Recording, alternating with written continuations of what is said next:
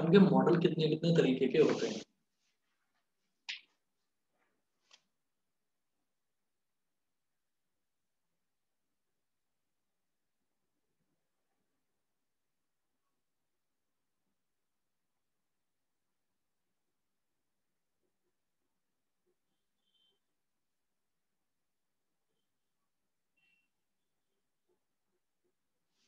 Structure of atom, structure of atom में हम ये देखेंगे Thomson's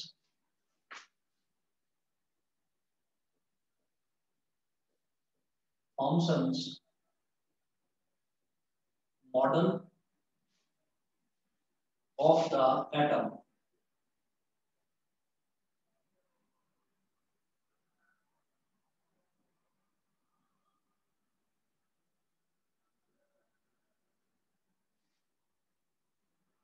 Thomson's model of the atom.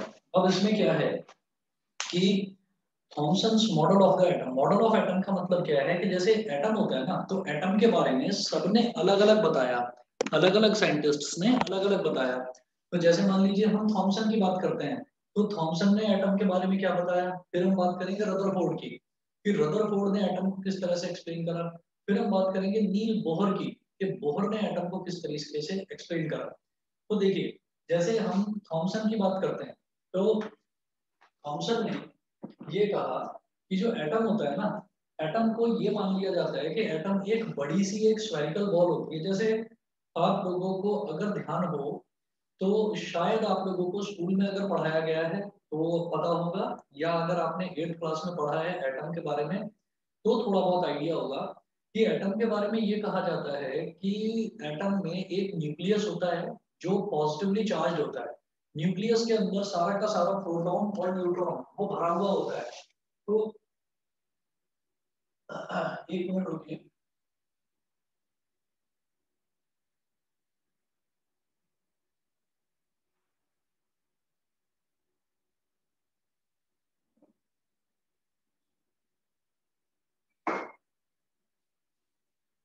तो न्यूक्लियस के बारे में आपने ये पढ़ा होगा, या एटम के बारे में आपने ये पढ़ा होगा कि उसमें एक न्यूक्लियस होता है, न्यूक्लियस होता है बिल्कुल बीचों बीच सेंटर में।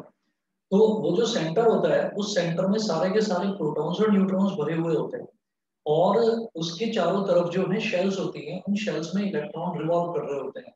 ये आपने हो सकता है 8th क्लास में या 7th क्लास में थोड़ा बहुत इसका इंट्रोडक्टरी पार्ट आपने करा होगा।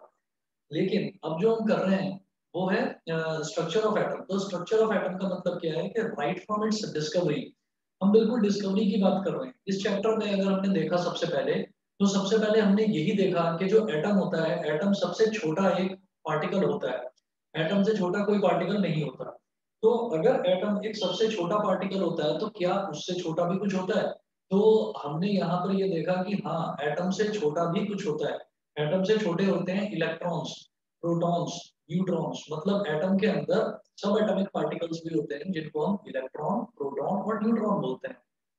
अब उसके बाद क्या था, उसके बाद ये हुआ कि फिर ये इलेक्ट्रॉन, प्रोटॉन और न्यूट्रॉन कहाँ कहाँ से आए। तो हमने ये देखा कि इलेक्ट्रॉन की डिस्कवरी हुई, इलेक्ट्रॉन की डिस्कवरी करी जे थॉमसन, वही डिस्चार्ज ट्यूब के एक्सपेरिमेंट से। उसके बाद प्रोटॉन की डिस्कवरी हुई, प्रोटॉन की डिस्कवरी जो है वो यूजेन गोल्डस्टीन ने करी। फिर उसके बाद न्यूट्रॉन की डिस्कवरी हुई, न्यूट्रॉन की डिस्कवरी जो है वो जेम्स चैडविक ने करी। तो तीन अलग अलग साइंटिस्ट थे जिन्होंने इन तीनों का होने का प्रूफ दिया कि इलेक्ट्रॉन भी होता है, प्रोटॉन भी होता है और न्यूट्रॉन भी होता है। फिर उसके बाद अब ये इलेक्ट्रॉन, प्रोटॉन और न्यूट्रॉन ये किस तरीके से एटम के अंदर कहाँ कहाँ लोकेटेड होते हैं, किस तरह से डिस्ट्रीब्यूटेड होते हैं।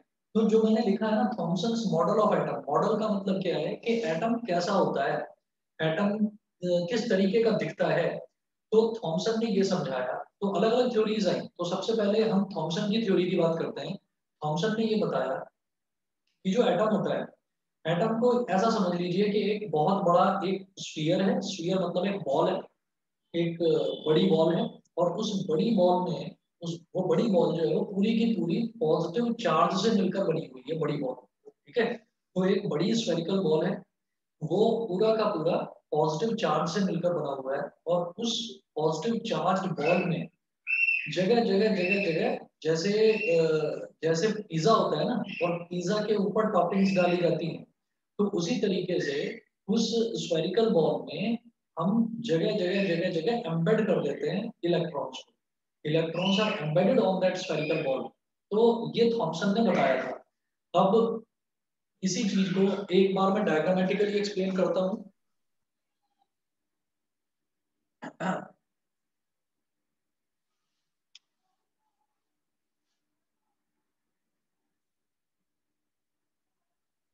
तो सबसे पहले जो थॉमसन था, थॉमसन ने ये बताया कि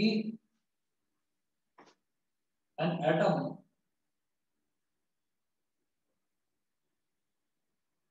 consists an atom consists of a sphere. An atom consists of a sphere or ball of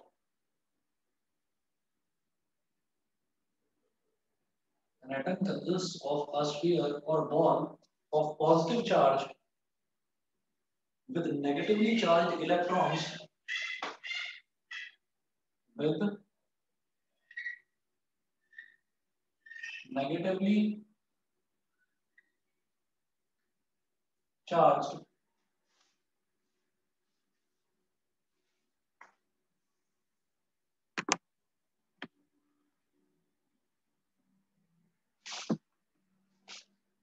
with negatively charged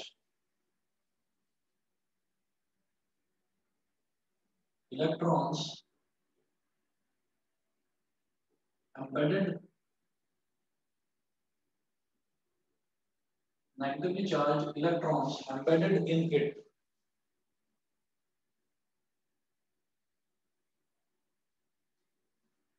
एक तो ये इसने पॉइंट एक्सप्लेन करा।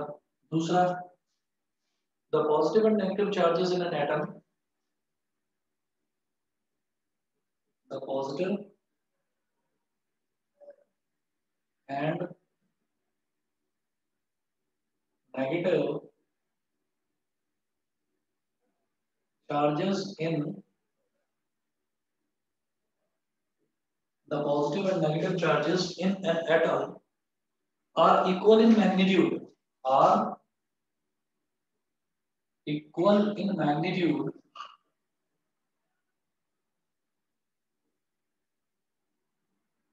are equal in magnitude, comma, due to which an atom is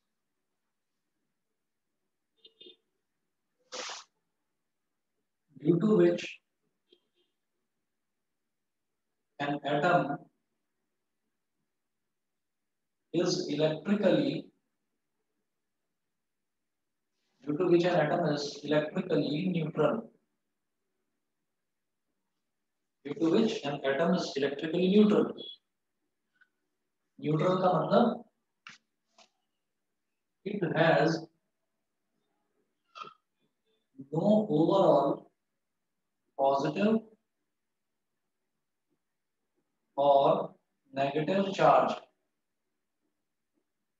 no overall positive or negative charge. Rutherford ने क्या बताया? Rutherford ने ये बताया कि जो एक एटम है ना, एटम एक बहुत बड़ा स्फीयर है और वो स्फीयर जो है वो पॉजिटिवली चार्ज पार्टिकल्स का बना हुआ है। पॉजिटिवली चार्ज पार्टिकल्स क्या होते हैं? प्रोटॉन्स होते हैं। उन पॉजिटिवली चार्ज पार्टिकल्स में जो नेगेटिवली चार्ज पार्टिकल्स हैं वो एम्बेडेड है। एम्बेडेड मतलब वो उसमें ऐसा लगा रखे हैं जैसे जैसे जो पिज्जा होता है, पिज्जा के ऊपर उसकी टॉपिंग्स होती हैं। तो ये इस तरीके से है, आप ये समझिए कि जैसे ये एक स्फीयर है, ठीक है। स्फीयर का मतलब ये पूरा का पूरा जो स्फीयर है ये पॉजिटिव चार्ज का स्फीयर है। स्फीयर ऑफ पॉजिटिव चार्ज,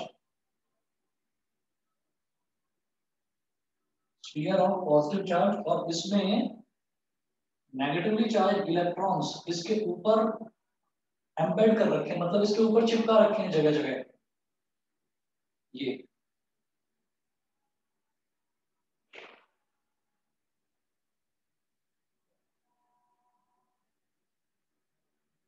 ठीक है। तो रदरफोर्ड ने ये बताया कि जो एटम है, एटम एक बहुत बड़ा स्फीयर होता है। वो जो स्फीयर है, स्फीयर ऑफ पॉजिटिव चार्ज, वो जो स्फीयर है वो पूरा का पूरा पॉजिटिव चार्ज का बना हुआ होता है। और उस स्फीयर पर जगह जगह छोटे छोटे छोटे छोटे इलेक्ट्रॉन्स उसके ऊपर एम्बेड कर रखे होते हैं, मतलब चिपका रखे होते हैं उसके पूरे सरफेस पर। तो ये एटम का स्ट्रक्चर होता है। ये तो स्ट्रक्चर बताया उसने एटम का, स्ट्रक्चर ऑफ एटम थॉमसन ने ये बताया। दूसरी चीज उसने ये बोली कि जो भी एक एटम होता है उसमें जितने प्रोटॉन्स होते हैं, the positive and negative charges in an atom are equal in magnitude. तो जितने उसमें नंबर ऑफ पॉजिटिव चार्ज होते हैं, यानी कि जितने उसमें प्रोटॉन्स होते हैं उतने ही उसमें इलेक्ट्रॉन होते हैं। तो पॉजिटिव चार्ज जितने हो गए उतने ही नेगेटिव चार्ज हो गए, ठीक है। तो हम ये कहेंगे जितने पॉजिटिव चार्ज हैं, मान लीजिए 10 पॉजिटिव चार्ज हैं तो 10 ही नेगेटिव चार्ज हैं। तो +10 ने -10 को कैंसिल आउट कर दिया, तो रिजल्ट क्या आया, +10 और -10 का 0 आ गया। तो जितना पॉजिटिव चार्ज है, जितना नंबर ऑफ पॉजिटिव चार्ज है, उतना ही नंबर ऑफ नेगेटिव चार्ज है। तो इसलिए ये कहा जाता है कि ओवरऑल जो एटम है ना वो इलेक्ट्रिकली न्यूट्रल होता है। ओवरऑल जो एटम होता है वो इलेक्ट्रिकली न्यूट्रल होता है, मतलब एटम का कोई ओवरऑल पॉजिटिव चार्ज या कोई ओवरऑल नेगेटिव चार्ज नहीं होता, ठीक है। तो इस वजह से एटम को बोला जाता है कि एटम इज इलेक्ट्रिकली न्यूट्रल। ये समझ में आ गया बेटा दोनों पॉइंट्स जो रदरफोर्ड ने एक्सप्लेन करे थे? Yes sir. क्लियर है? गरिमा, इंदर, बताइए। Yes sir. ठीक है, अच्छा। फिर इसके बाद ये तो रदरफोर्ड कह रहा हूँ, सॉरी, थॉमसन, ये थॉमसन ने एक्सप्लेन करा था। अब इसके बाद हम ये कहते हैं कि थॉमसन ने अपना ये मॉडल दिया। थॉमसन के बाद में फिर रदरफोर्ड ने एक्सप्लेन करा कि जो स्ट्रक्चर है एटम का वो किस तरीके का होता है। तो पहले थॉमसन ने एक्सप्लेन करा, फिर रदरफोर्ड ने एक्सप्लेन करा। तो अब मैं रदरफोर्ड के मॉडल की बात करता हूँ। तो नेक्स्ट जो है बेटा, नेक्स्ट है हमारा रदरफोर्ड मॉडल ऑफ एटम। लेकिन रदरफोर्ड मॉडल ऑफ एटम से पहले रदरफोर्ड अपनी उस कंक्लूजन पर पहुंचा कैसे। जैसे ये तो उसने बता दिया, जो थॉमसन है, थॉमसन ने ये बता दिया कि एटम जो होता है, एटम एक पॉजिटिव चार्ज का स्फीयर होता है। उस स्फीयर पर जगह जगह नेगेटिव चार्जेस को, यानी कि इलेक्ट्रॉन्स को चिपका रखा होता है उसके सरफेस पर, यानी कि एम्बेड कर रखा होता है, ठीक है, ये चीज। उसके बाद फिर है the positive and negative charges in an atom are equal in magnitude. किसी भी एटम में जितने पॉजिटिव चार्जेस होते हैं उतने ही नेगेटिव चार्जेस होते हैं। तो जितने पॉजिटिव चार्ज हुए उतने ही नेगेटिव चार्ज हुए, तो वो एक दूसरे को नलीफाई कर देते हैं, कैंसिल कर देते हैं। फॉर एग्जांपल, अगर 10 पॉजिटिव चार्ज है तो 10 ही नेगेटिव चार्ज होंगे, तो +10 और -10 ये दोनों एक दूसरे को कैंसिल कर देते हैं। तो +10 और -10 ने जब एक दूसरे को कैंसिल कर दिया तो ओवरऑल हमारे पास चार्ज कितना आ गया, 0 आ गया। ओवरऑल जो चार्ज है वो 0 आ गया। इसलिए हम ये कहते हैं कि एटम के ऊपर जो ओवरऑल चार्ज होता है वो 0 होता है, ठीक है जी। ये करने के बाद में फिर हमने कहा, ये तो मॉडल हो गया थॉमसन का। थॉमसन ने ऐसे ऐसे एक्सप्लेन करा कि एक एटम इस तरीके का होता है। फिर उसके बाद हम ये कहते हैं कि रदरफोर्ड ने भी एक्सप्लेन करा कि एटम किस तरह का होता है। लेकिन उससे पहले रदरफोर्ड ने उस मॉडल पर पहुंचने से पहले एक्सपेरिमेंट क्या करा था, वो बड़ा इंपॉर्टेंट है, रदरफोर्ड्स एक्सपेरिमेंट। Rutherford's experiment. अब तक देखिए क्या हमने, अभी तक जो हमने डिस्कवरी की बात करी, तो डिस्कवरी में क्या क्या चीजें डिस्कवर हुई। सबसे पहले इलेक्ट्रॉन डिस्कवर हुआ, फिर प्रोटॉन डिस्कवर हुआ, फिर न्यूट्रॉन डिस्कवर हुआ। अभी तक न्यूक्लियस के बारे में कुछ भी नहीं बताया गया। तो रदरफोर्ड ने न्यूक्लियस को डिस्कवर करा था। तो रदरफोर्ड का एक्सपेरिमेंट ये काफी इंपॉर्टेंट है।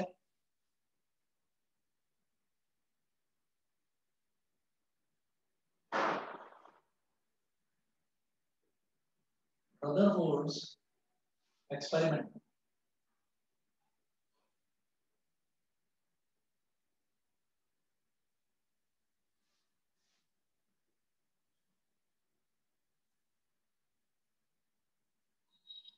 Rutherford's experiment, discovery of nucleus.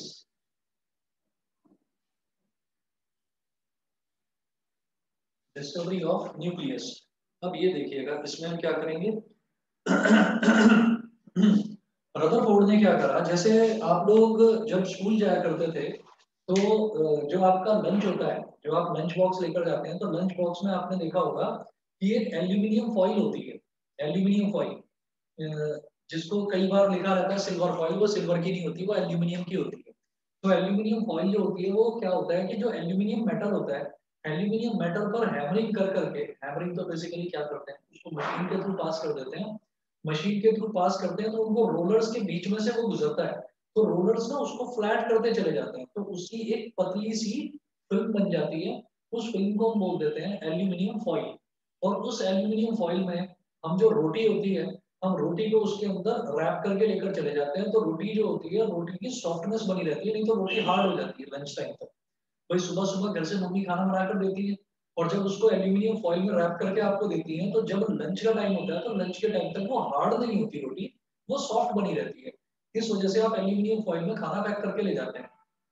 अब अब इसी तरीके से अगर एक मेटल की बात करी जाए, तो मेटल है एल्यूमिनियम। तो एल्यूमिनियम को आपने अगर फ्लैट करते चले गए, दबाते चले गए, कंप्रेस करते चले गए, तो वो फ्लैट फॉइल में कन्वर्ट हो गया। The same case is with gold, the same case is with silver, वो भी तो मेटल है। तो अगर हमने गोल्ड को फ्लैट करते चले गए, तो गोल्ड की एक पतली सी हमने फिल्म बना ली, तो वो फिल्म क्या कहलाएगी? Gold foil. ठीक है। अब हमने क्या करा कि गोल्ड फॉइल जो है, गोल्ड फॉइल में क्या होंगे? बहुत सारे एटम्स होंगे। ठीक, उसके हमने कोई 4 एटम निकाल लिए। ठीक है। तो 4 एटम्स जो हैं, उन 4 एटम्स को हमने निकाला, और 4 एटम्स को निकाल कर हमने रखा, और उसको हमने स्टडी करा, निकाल नहीं लिया बेसिकली। एटम्स तो बहुत सारे हैं, हम ऐसा नहीं कर सकते कि गोल्ड फॉइल लिया और गोल्ड फॉइल के अंदर से 4 एटम्स को निकाल लिया। 4 एटम्स को हम स्टडी कर रहे हैं, उसमें एटम्स तो बहुत सारे हैं। तो हमने ये कहा कि मान लो एक एटम ऐसा है,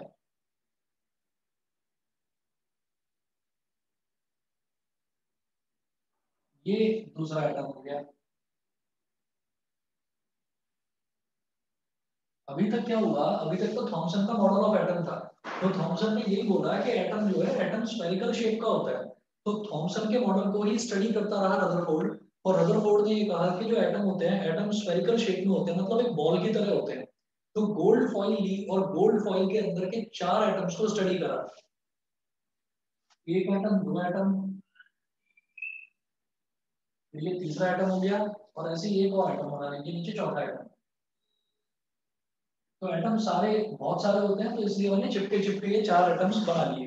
अब उसके बाद क्या हुआ कि जैसे हम ये जानते हैं ना कि जैसे इलेक्ट्रॉन्स होते हैं, तो इलेक्ट्रॉन्स को हम ये कहते हैं कि ये नेगेटिवली चार्ज पार्टिकल्स होते हैं। ठीक, तो वो नेगेटिवली चार्ज पार्टिकल नाम रख दिया गया था। जैसे डिस्चार्ज ट्यूब का एक्सपेरिमेंट करा था, तो डिस्चार्ज ट्यूब के एक्सपेरिमेंट में एक एनोड होता है पॉजिटिव टर्मिनल, और एक कैथोड होता है नेगेटिव टर्मिनल। तो जो एनोड होता है, एनोड होता है पॉजिटिव टर्मिनल, तो एनोड से निकलने वाली जितनी भी रेज होंगी उनको एनोड रेज बोल देंगे। और उन्हीं एनोड रेज को गोल्डस्टीन ने बोल दिया था कि ये प्रोटॉन्स हैं, उनका नाम दे दिया था प्रोटॉन्स। ऐसे ही कैथोड में से निकलने वाले जो छोटे छोटे पार्टिकल्स थे, उनको कैथोड रेज बोल दिया था, और उन कैथोड रेज को ही सबसे पहले जे जे थॉमसन ने ये बोल दिया था कि ये जो कैथोड रेज है, यही इलेक्ट्रॉन्स है। अब क्या हुआ? रदरफोर्ड ने स्टडी करा, तो क्या होता है कि जैसे प्रोटॉन्स होते हैं ना, पॉजिटिवली चार्ज पार्टिकल्स, ऐसे ही अल्फा पार्टिकल्स भी होते हैं। अल्फा पार्टिकल्स कहाँ से निकाले जाते हैं? लाइट में से निकाले जाते हैं। जो लाइट होती है ना, सनलाइट जो होती है, तो सनलाइट के छोटे छोटे पार्टिकल्स जो होते हैं, उसमें से जो पॉजिटिवली चार्ज पार्टिकल्स निकालते हैं, उनको अल्फा पार्टिकल्स बोलते हैं। तो alpha particles positively charge particles होते हैं। तो मैं यहाँ पर ना मेंशन कर रहा हूँ अंदर, ऐसे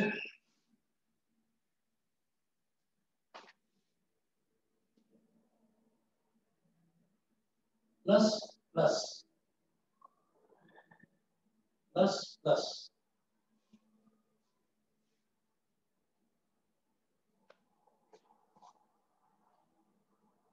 प्लस प्लस। अल्फा पार्टिकल्स का ये सिंबल होता है, जैसे इलेक्ट्रॉन का ये सिंबल होता है ना, कि एक छोटा सा सर्कल बना के बीच में माइनस साइन लगा दो, तो ये जो सिंबल होता है, this this symbol is of electron. इसी तरीके से अल्फा पार्टिकल्स का ये सिंबल होता है कि एक छोटा सा सर्कल बना के उसके अंदर दो प्लस साइन बना दो, तो इनको अल्फा पार्टिकल्स बोलते हैं।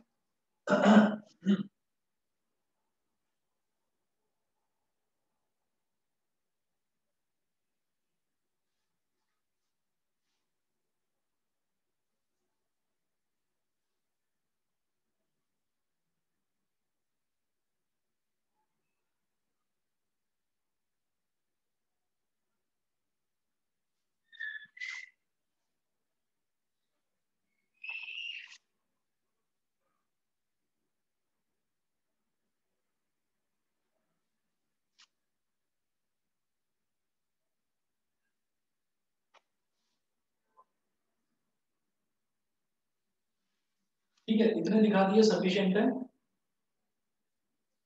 ये जो एटम्स हैं इनको हम बोल देंगे atoms of gold foil. Gold foil के एटम्स ले लिए। अभी आपको ये भी बताऊंगा कि गोल्ड फॉइल ही क्यों ली है, हमने कोई और मेटल क्यों नहीं ले लिया। गोल्ड तो बड़ा महंगा होता है, तो हमने गोल्ड ही क्यों लिया है, हमने आयरन या कॉपर कोई और मेटल क्यों नहीं ले लिया, अभी बताता हूँ थोड़ी देर में, रुकिए जरा। तो यहाँ से ये जो है ये सारे के सारे हैं अल्फा पार्टिकल्स। मैं इधर लिख रहा हूँ बेटा, अल्फा का ना साइन ये होता है ALPHA। अल्फा का सिंबल ये होता है, इस तरह से बनाते हैं अल्फा। तो जो अल्फा पार्टिकल्स होते हैं वो पॉजिटिवली चार्ज पार्टिकल्स होते हैं। Alpha particles are positive particles, ऐसा मेंशन कर दीजिए, पॉजिटिवली चार्ज या सिंपली पॉजिटिव पार्टिकल्स, बस ये मेंशन कर दीजिए। तो ये हो गए अल्फा पार्टिकल्स। हमने क्या करा, गोल्ड फॉइल के एटम्स को लिया और गोल्ड फॉइल के जो एटम्स हैं उन एटम्स को हमने इस तरह से अरेंज करके देखा, और वो जो एटम्स हैं उन एटम्स पर हमने क्या करा, अल्फा पार्टिकल्स एमिट करने शुरू करे, अल्फा पार्टिकल्स को उनके ऊपर एमिट करना शुरू करा। तो एटम जो है वो स्फेरिकल होता है, यानी कि उसका कहीं ना कहीं तो सेंटर भी होगा। ये सेंटर हो गया।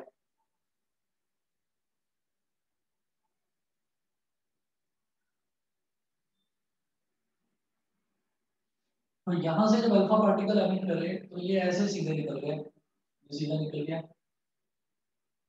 ये वाला अल्फा पार्टिकल भी ऐसे सीधा निकल गया, ये वाला अल्फा पार्टिकल भी सीधा निकल गया। लेकिन जो ये वाला अल्फा पार्टिकल था ये क्योंकि सेंटर की तरफ जा रहा था तो ये थोड़ा सा डिफ्लेक्ट हो गया ऐसे, ये थोड़ा सा डिफ्लेक्ट हुआ। ठीक है। अच्छा, सेंटर को समझने के लिए थोड़ा सा बड़ा बना लो, सेंटर ऐसे हो गया, थोड़ा सा बड़ा बना लो सेंटर,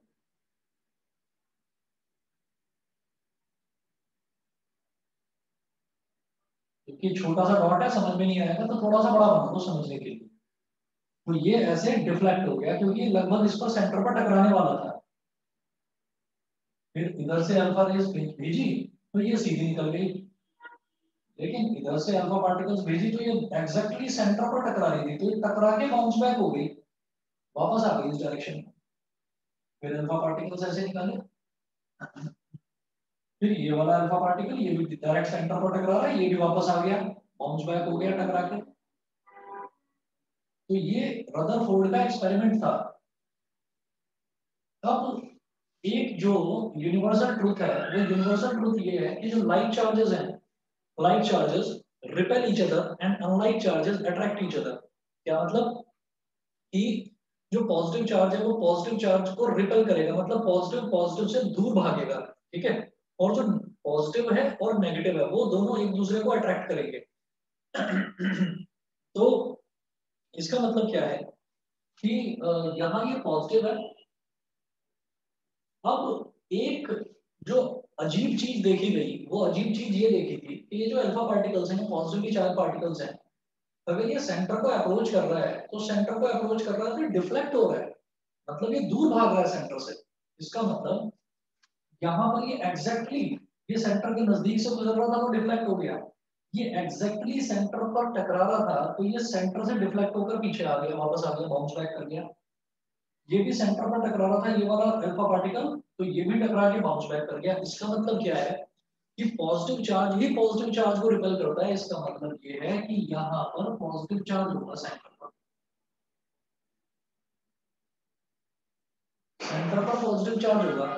फिर यहाँ उस सेंटर से अलग अगर वो देख रहा है तो सेंटर से अलग जो अल्फा पार्टिकल्स हैं वो बिल्कुल स्ट्रेट निकल रहे हैं।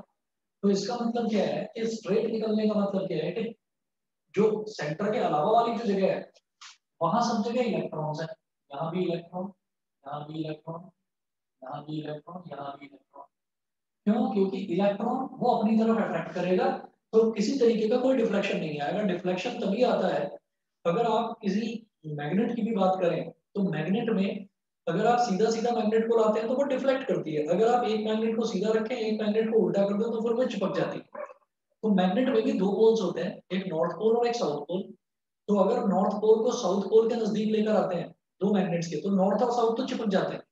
लेकिन अगर नॉर्थ और नॉर्थ को नजदीक लाया जाए या साउथ और साउथ को नजदीक लाया जाए तो वो एक दूसरे को दूर फेंकते हैं, रिपेल करते हैं। ये एक्सपेरिमेंट तो करके देखा होगा ना सभी बच्चों ने, ये तो पता होगा ना। यस ठीक है, तो इसी तरीके से हमने ये कहा कि जो थॉमसन ने बताया, ये रदरफोर्ड ने बोला, जो थॉमसन ने बताया वो बिल्कुल ठीक है कि एटम जो है वो चारों तरफ उसमें इलेक्ट्रॉन्स एम्बेड कर रखे हैं अलग अलग जगह, वो ठीक है। लेकिन जो सबसे पहली थ्योरी उसने बताई कि atom consist of a sphere of positive charge, कि वो जो पूरा स्फीयर है वो पॉजिटिव चार्ज का है, तो वो गलत बोला उसने। क्योंकि अगर पूरा स्फीयर पॉजिटिव चार्ज का होता, ये पूरा स्फीयर अगर पॉजिटिव चार्ज का होता, तो ये जितने भी अल्फा पार्टिकल्स हैं ये पॉजिटिवली चार्ज हैं, तो ये टकराते ही नहीं, इसमें आर पार नहीं निकलते, ये पास थ्रू नहीं करते, ये टकरा के वापस आ जाते सारे के सारे, क्योंकि पूरा का पूरा एटम ही पॉजिटिवली चार्ज है और उसमें बीच बीच में कहीं कहीं इलेक्ट्रॉन लगा रखे हैं। तो यहां से रदरफोर्ड इस कंक्लूजन पर पहुंचा कि ज्यादातर जो स्पेस है एटम का वो एम्प्टी है। क्यों? क्योंकि ये पॉजिटिवली चार्ज बिल्कुल ऐसे सीधा सीधा निकल जाता है। लेकिन एक चीज उसने बोली कि जितना भी पॉजिटिव चार्ज है वो सारा का सारा पॉजिटिव चार्ज सेंटर पर कंसंट्रेटेड है, सेंटर पर।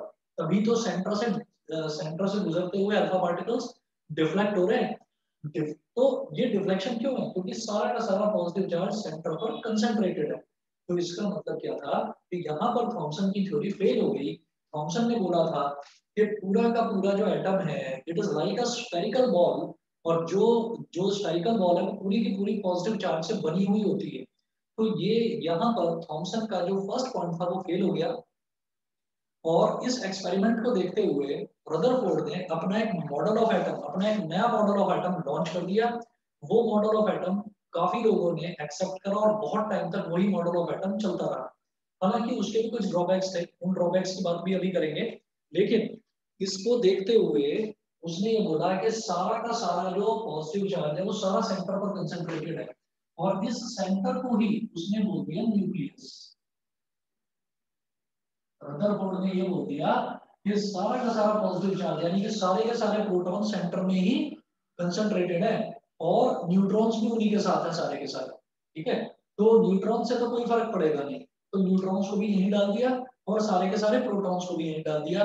तो यहां से उसने ये कहा कि एक पोजीशन होती है, एक बीच में एक पोजीशन होती है, एक छोटा सा स्पेस होता है जिसमें सारे पॉजिटिव चार्ज और सारे न्यूट्रल चार्ज यानी कि सारे प्रोटॉन और न्यूट्रॉन भरे हुए होते हैं, और उस स्पेस को उसने बोल दिया न्यूक्लियस। बताइए जी, सभी को क्लियर है ये चीज? Yes sir. यस ये सर चीज सभी को क्लियर है? गरिमा बताइए। Yes sir. ठीक है, और युग, दिव्यांशी, यस अक्षर? सर। Yes sir. ठीक है बेटा। यस सर ठीक है, तो इस एक्सपेरिमेंट को देखते हुए रदरफोर्ड एक कंक्लूजन पर पहुंचा।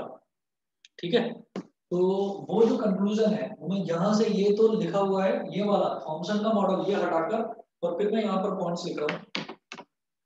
ये किस वजह से रहा हूँ कि जब भी आप लोगों को कभी भी ये लगे कि कोई चीज एक्सप्लेन, किसी चीज का मेरे को एक्सप्लेनेशन समझना है, कोई चीज आपको ना समझ में आए, नोट्स तो मैं इस चैप्टर में भेज ही दूंगा, लेकिन कभी भी कोई चीज हो तो अपना ना, जो आप जिस ग्रुप पर हैं आप उस ग्रुप के जो लिंक्स हैं उन लिंक्स को आप स्टडी कर सकते हैं।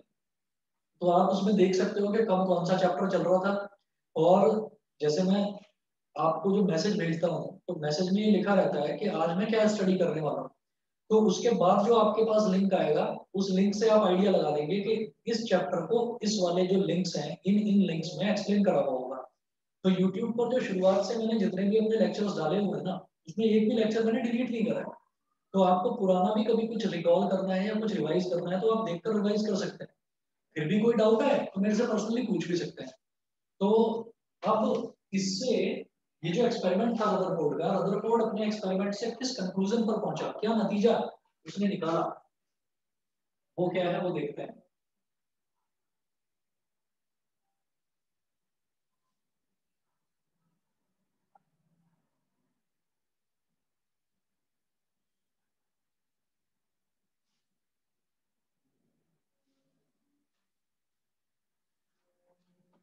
तो उसने अपना नया मॉडल ऑफ एटम लॉन्च कर दिया अपने इस एक्सपेरिमेंट पर ध्यान देते हुए। Rutherford's model of atom.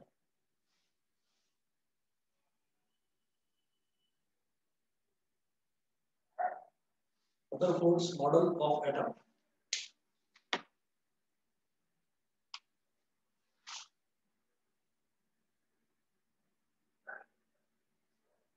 तो पहला पॉइंट इसने दिया, an atom consists of a positively charged dense and very small nucleus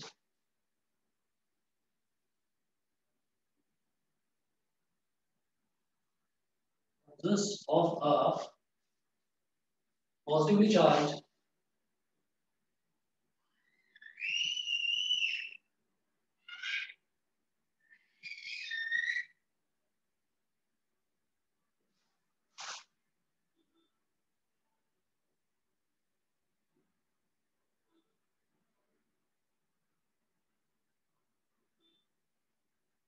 positively charged, dense and very small nucleus containing all the protons,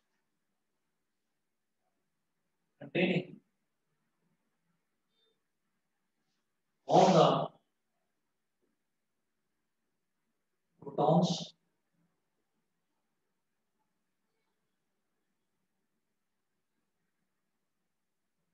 all the protons and neutrons. ठीक है, almost all the mass, almost all the mass of an atom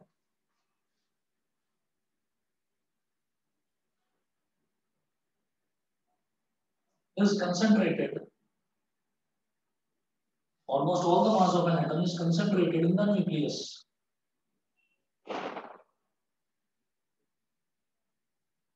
पहला point तो उसने ये दिया, ठीक है ना। ये इसी से पता चल गया कि सारा का सारा पॉजिटिव चार्ज और सारा का सारा न्यूट्रल चार्ज, यानी कि सारे के सारे प्रोटॉन्स वो सेंटर पर ही कंसंट्रेटेड हैं, सेंटर पर ही लोकेटेड है, उसको उसने बोल दिया nucleus.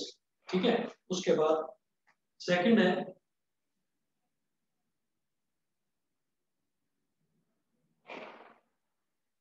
the nucleus is surrounded by negatively charged electrons. Nucleus is surrounded by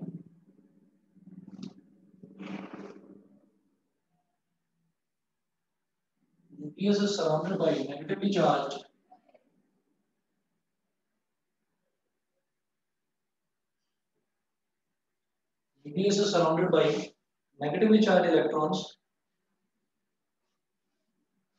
Negatively charged electrons. The electrons are revolving around the nucleus. Electrons are revolving around the nucleus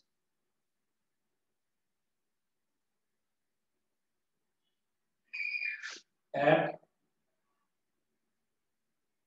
very high speeds in circular paths.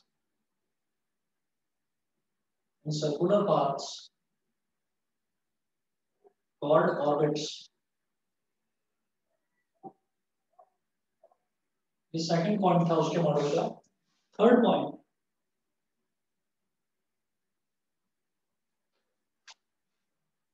The attraction between protons, and electrons holds the atom together. अभी मैं बस note कर रहा हूँ, फिर explain करता हूँ एक एक पॉइंट। फिर नेक्स्ट पॉइंट जो है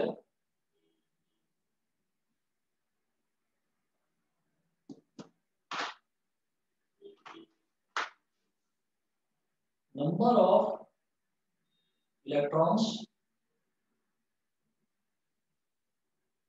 is equal to number of protons. So atom is electrically neutral.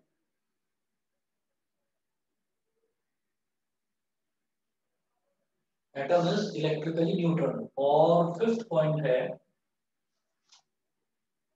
Most of the atom is an empty space. Most of the atom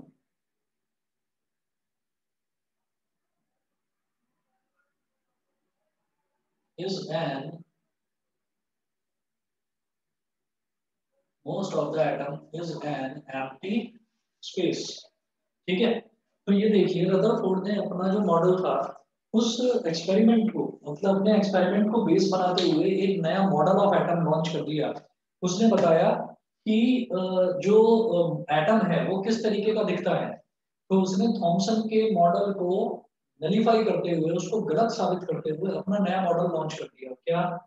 An atom consists of a positively charged, dense and very small nucleus containing all the protons and neutrons।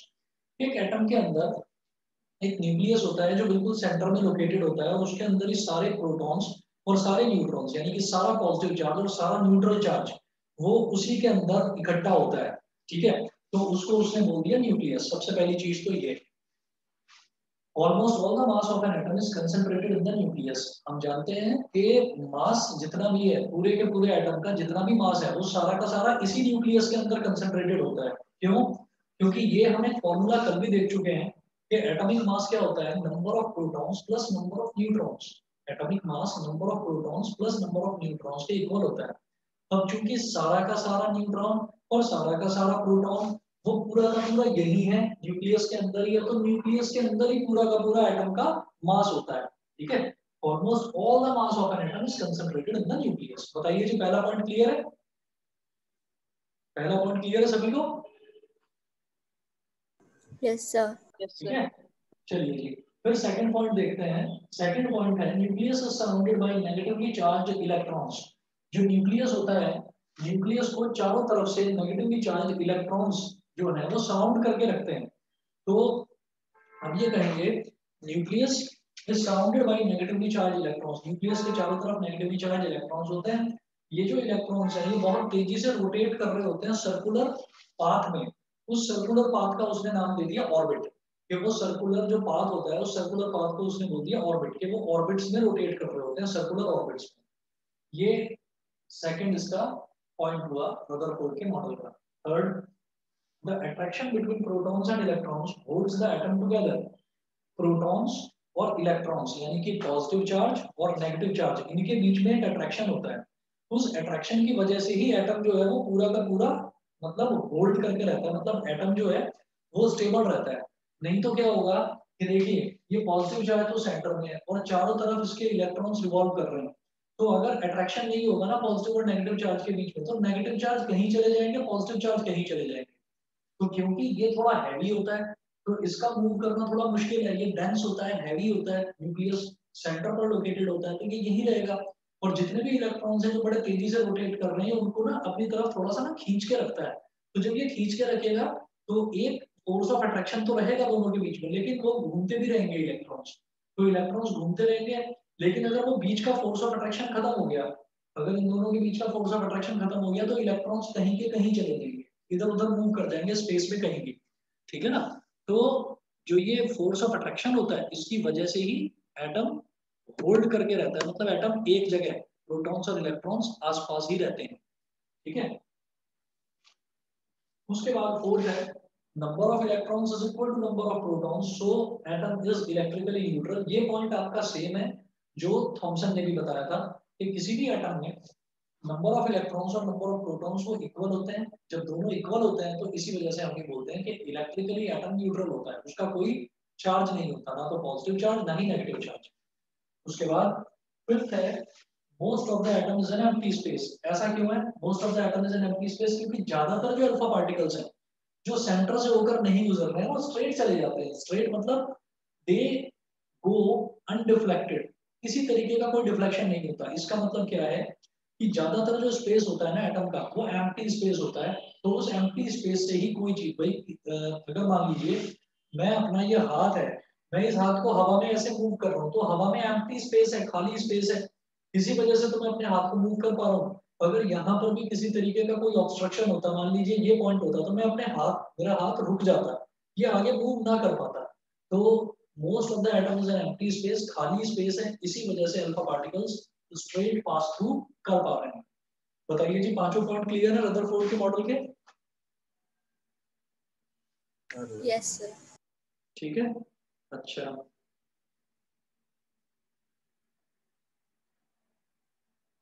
अच्छा जी। अब इसके बाद जो ये जो theory हुई Rutherford model of atom, Rutherford model of atom के बाद में एक तीसरा साइंटिस्ट आया, उसका नाम था नील बोहर। तो नील बोहर ने एक नया मॉडल ऑफ एटम वो लॉन्च करा। वो क्या है, अभी 1 मिनट देखते हैं, जरा बस पानी पी रहा हूँ मैं, 1 मिनट का टाइम दीजिए। ठीक है, सबसे पहले बोहर ने बोला कि an atom consist of 3 particles. Bohr का मॉडल क्या था, N atom is made up of 3 particles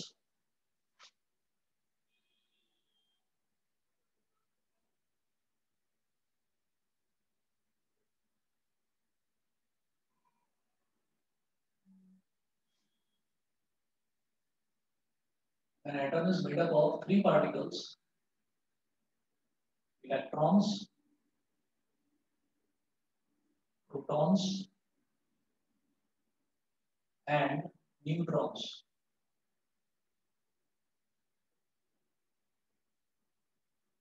सबसे पहला तो ये उसने बताया बोहर ने, ठीक है, ये तो बाकी लोगों ने भी बताया था, ठीक है। उसके बाद second, the protons and neutrons are located in a small nucleus,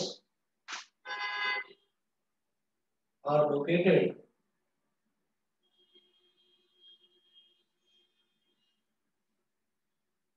in a small nucleus at the center of the atom।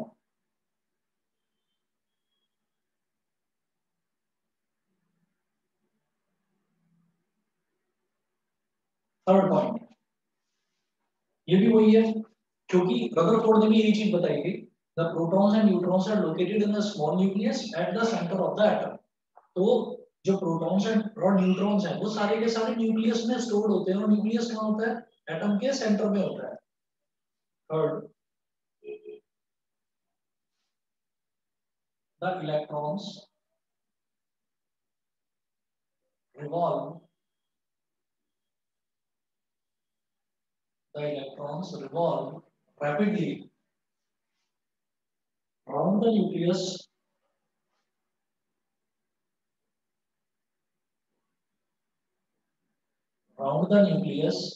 in fixed circular paths, in fixed circular paths, in fixed circular paths called energy levels or shells, called energy levels or shells। Electrons जो हैं वो जो nucleus के चारों तरफ जो revolve करते हैं वो फिक्स्ड सर्कुलर पाथ में रिवॉल्व करते हैं, जिनको हम ऑर्बिट बोलते हैं। तो ये चीज तो देखिए रदरफोर्ड ने भी बताई थी कि वो जो सर्कुलर पाथ्स में रिवॉल्व करते हैं उनको हम ऑर्बिट्स बोलते हैं, लेकिन उन्होंने उनको बोला कि वो फिक्स्ड पाथ होता है कुछ, कि एक पाथ है, दूसरा पाथ है, तीसरा पाथ है, तो ऐसे कई सारे पाथ होते हैं। वो होते सर्कुलर ही हैं, कई सारे पाथ होते हैं, और उन पाथ्स का नाम उन्होंने दिया या तो एनर्जी लेवल या फिर शेल। ठीक, ये नई चीज बताई बोहर ने। फिर फोर्थ, चौथा point, there is a limit to the number of electrons, there is a limit to the there is a limit to the number of electrons, there is a limit to the number of electrons which each energy level or shell which each energy level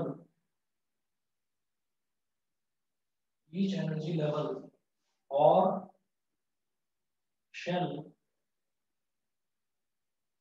can hold। क्या है कि number of electrons की एक limitation होती है। जैसे हमने बोला कि चारों तरफ बहुत सारे शेल्स होते हैं या एनर्जी लेवल होते हैं। जो ऑर्बिट्स हैं, ऑर्बिट्स का ही नाम नील बोहर ने ऑर्बिट्स का नाम दे दिया एनर्जी लेवल। तो उसने ये कह दिया कि हर एक एनर्जी लेवल की, हर एक शेल की एक लिमिटेशन है कि उसके अंदर कितने इलेक्ट्रॉन्स आ सकते हैं। अब वो जो लिमिटेशन है उस लिमिटेशन को भी डिस्कस करेंगे। हम जानते हैं, देखिए मैं इसको बाद में एक्सप्लेन करूंगा कि जो पहला शेल होता है उसमें मैक्सिमम 2 इलेक्ट्रॉन आ सकते हैं। दूसरा जो शेल होता है उसमें मैक्सिमम 8 इलेक्ट्रॉन्स आ सकते हैं। तीसरे शेल में मैक्सिमम 18 इलेक्ट्रॉन्स, चौथे शेल में मैक्सिमम 32 इलेक्ट्रॉन्स। इसका एक पर्टिकुलर फॉर्मूला होता है, उसको डिस्कस करेंगे अभी बाद में। पहले इसके सारे पॉइंट्स देख लेते हैं क्या क्या है। पांचवा पॉइंट है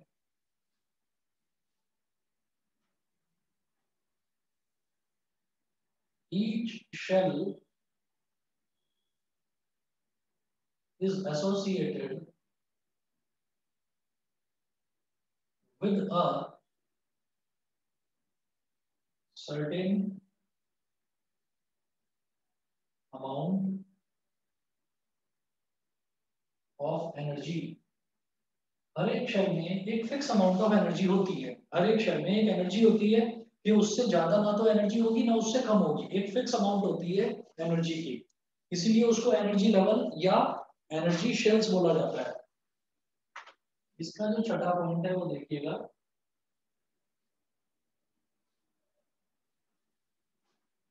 there is no change in the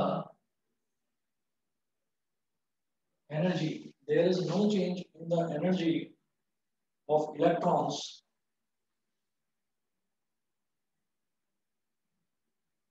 there is no change in the energy of electrons as long as they keep revolving,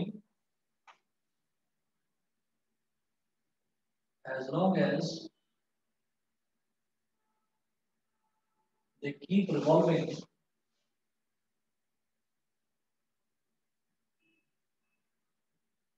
in the same shell।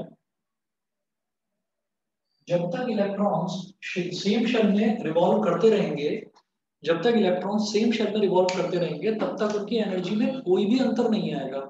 क्योंकि हमने ये बता दिया कि each shell is associated with certain amount of energy. तो हर एक shell की एक फिक्स अमाउंट ऑफ एनर्जी होती है। तो जब तक इलेक्ट्रॉन्स एक ही शेल में रोटेट करते रहेंगे तब तक उनकी एनर्जी भी कांस्टेंट रहेगी। तो इसने 6 पॉइंट्स दिए। पहला, an atom is made up of 3 particles, electron, proton and neutron. कोई नई बात नहीं है। दूसरा, the proton and neutrons are located in a small nucleus at the centre of the atom. ये भी कोई बात नहीं है कि प्रोटॉन्स और न्यूट्रॉन्स सारे के सारे न्यूक्लियस में कंसंट्रेटेड होते हैं। और न्यूक्लियस कहाँ होता है? एटम के सेंटर में होता है। Third, the electrons revolve rapidly around the nucleus in fixed circular paths called energy levels और शेल्स। जो इलेक्ट्रॉन्स हैं वो न्यूक्लियस के चारों तरफ रिवॉल्व करते रहते हैं सर्कुलर ऑर्बिट्स में। उन सर्कुलर ऑर्बिट्स को हम एनर्जी लेवल या एनर्जी शेल बोल देते हैं।